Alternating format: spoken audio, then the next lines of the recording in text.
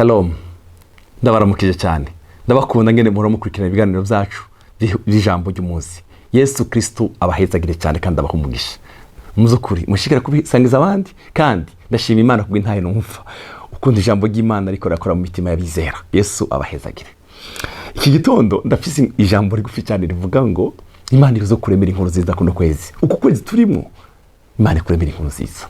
Icya kabiri, nawe ubwawe uzovuga inkuru nziza. Hariho abantu benshi bazohura nawe muri rugendo rwawe. Uzobabera umugisha, uzobabere kubera abandi umugisha.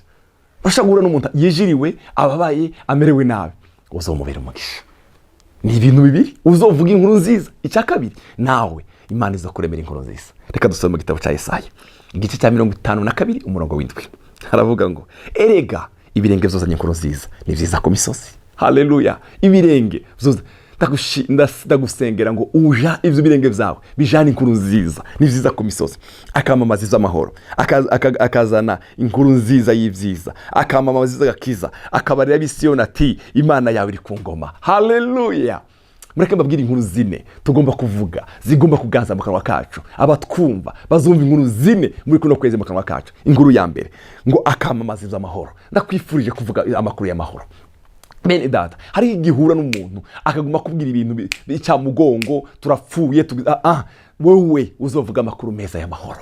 Ni vyiza ko abantu bavuga amahoro. Hari indirimbo nkunda cyane mu gitabo cya Kantike ivuga ngo amahoro nahawe na Yesu Mwami, ndayazigamye mu mutima. Haleluya, amahoro y'Imana. Haleluya, Yesu yagiye kuja mu ijuru yaravuze ngo basigiye amahoro, kandi amahoro yanje ntameze nkuko ayabisi batanga, oye ntayo, ariko ndagusabye uvuga inkuru nziza y'amahoro. Abakumva bumva amahoro mu buzima bwawe. Sifa kwa Mungu. Nuhura n'umuntu arusha yumva amakuru meza y'amahoro. Inkuru nziza ya kabiri ngo igomba kuganza mu rurimi rwawe ngo akamamaza inkuru nziza y'ivyiza. Haleluya. Emenyereza kuvuga amakuru meza y'ivyiza. Bwira abantu amakuru nziza y'ivyiza. Haleluya. Hari indirimbo zivuga ngo uvuge amakuru aruhura imitima. Amakuru meza aruhura imitima. Amakuru meza, inkuru nziza y'ivyiza. Haleluya. Uvuge inkuru nziza y'ivyiza. Urakeneye kuvuga inkuru nziza y'ivyiza. Amen. Uvuge inkuru nziza y'ivyiza. Hari abantu bakeneye kumva inkuru nziza y'ivyiza. Hari abantu bakeneye kumva amakuru meza y'ivyiza. Hari abantu bakeneye kumva amakuru meza y'ivyiza. Icya gatatu yavuze Yesaya.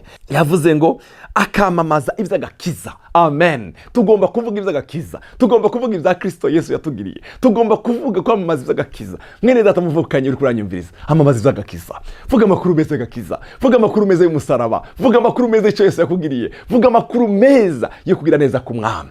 Bakamamaza ivy'agakiza. Icya kane ngo ukabwira abisiyoni uti ngo Imana yawe iri ku ngoma. Haleluya. Haleluya. Iyi nkuru nziza araryoshye cyane. Tugende tubwira abandi ngo Yesu wacu ari ku ngoma. Hari indirimbo ivuga ngo tunezerwe kandi twishime, umwami wacu ari ku ngoma. Satani ntantebagira, umwami wacu ari ku ngoma. Twamamaza amakuru meza yo ku ngoma kwa Yesu. Yesu umwami wacu ari ku ngoma. Oh haleluya. Yesu uri ku ngoma. Haleluya. Umwami wacu Yesu ari ku ngoma. Umwami wacu Yesu ari ku ngoma. Twamamaza amakuru meza yo ku ngoma. Umva, inkuru zine zigomba kuganza ururimi rwawe. Ugomba kuvuga iby'amahoro, ugomba kuvuga amakuru y'ivyiza, ugomba kuvuga iby'agakiza, ugomba gutangaza ko Yesu wacu ari ku ngoma. Amen. Ugomba kuganzwa no kuvuga inkuru nziza muri kuno kwezi. Kandi ndakwifurije nawe ngo uzovuga inkuru nziza. Haleluya. Mu gitabo cy'Imigani 15:30 haravuga ngo mu maso hakeye hanezeza umutima, kandi inkuru nziza zishira imisokoro mu magufwa. Inkuru nziza, bene data, turakeneye inkuru nziza, turakeneye kumva inkuru nziza, turakeneye natwe ubwacu kuvuga amakuru meza. Igice cya 25:45 mu Migani haravuga ngo kuko amazi afutse amerera umutima ufise icaka, ufise inyotewe cyane, niko inkuru nziza zimera zivuye mu gihugu cya kure. Haleluya. Inkuru Imana ndagusengeye, Imana ikuremera inkuru nziza ivuye mu gihugu cya kure. Ari gihe wumva inkuru nziza ikaruhura umutima wawe. Haleluya. Imana ikuremera inkuru nziza. Amen. Mu gitabo cya Luka igice cya mbere umurongo wa 26 haravuga ngo mu kwezi kwa gatandatu umumarayika Gaburiyeli atumwa n'Imana mu gisagara cy'Galilaya cyitwa Nazareti ku mukobwa witwa Mariya. Aramubwira ngo Mariya we ngo amahoro, ngo umwami Imana ari kumwe nawe. Aravuga ngo Mariya aranezerwa cyane kubera iki? Gaburiyeli yaramuzaniye inkuru nziza. Ndagusengeye ngo Gaburiyeli akuzaniye inkuru nziza nawe. Amen. Igitabo cy'Abami ba kabiri igice cy'indwi umurongo wa 5 haravuga mu ijambo ryiza. Hanyuma baravugana bati ibyo tugize sibyo. Haleluya. Kuko uyu munsi ari umunsi wo kuvuga inkuru nziza. Natwe tukaba dufuye kwihorera. Nitwarorera ko buca bizodusubira ko. abanyamibembe bamaze kugenda, muri Israheli hari inzara, hariho umubabaro, abantu bari bamerewe nabi cyane, bamerewe nabi pe, bamerewe nabi. Abanyamibembe ngo barabwirana ngo ko twapfuye abiwacu batwirukanye, Abasiriya bari imbere yacu, reka tugende, niba twica batwice. Ngo bagiye, Imana ikoresha amaguru yabo. Abasiriya ngo bumva yuko ari amaguru dumu y'imikogoti y'Abisirayeli ngo baje kubatera, ngo barahunga, ngo barashyize mu ihema rya mbere bararya, ihema rya kabiri, ihema rya gatatu, ngo barabwirana ngo iki ni igihe cyo kuvuga inkuru nziza. Turacecetse, ariko iki ni igihe cyo kuvuga inkuru nziza. Abanyamibembe baragenda ngo basubire iwabo, barababwira ngo nimuze mureke kwicwa n'inzara, Imana yatabaye Isiraheli. Haleluya. Ndakwifurije inkuru nziza. Hari inkuru nziza Satani ashobora kuzibira ku buzima bwawe, ashobora kuzibira ku kazi kawe, ashobora kuzibira mu byawe. Ndakwifurije Imana ikuremere inkuru nziza. Ibintu bibiri ndakwifurije.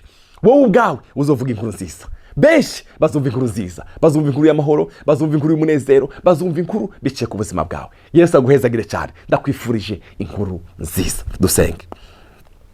Data mu izina rya Kristo Yesu, ndagukunda cyane, ndagushimiye. Uku kwezi uzoturemera inkuru nziza. Turakeneye kumva inkuru nziza ku buzima bwacu. Haleluya. Turakeneye kumva inkuru nziza. Ikindi turakeneye kuvuga amakuru meza natwe ubwacu. Tube mwami. Haleluya. Tuvuga amakuru meza y'ubwami, tuvuga amakuru meza y'amahoro, tuvuga amakuru meza y'ibyiza, tuvuga amakuru meza y'iby'agakiza. Dutangaze ko umwami wacu Yesu ari ku ngoma. Haleluya. Iyi nkuru igomba kuganza mu kanwa kacu Mana. Abatwumva bazabumva Imana biciye mu nkuru nziza zizoca mu kanwa kacu Mana. Urakoze. Icubera kibi cyawe mu izina rya Yesu umwami wacu. Amen.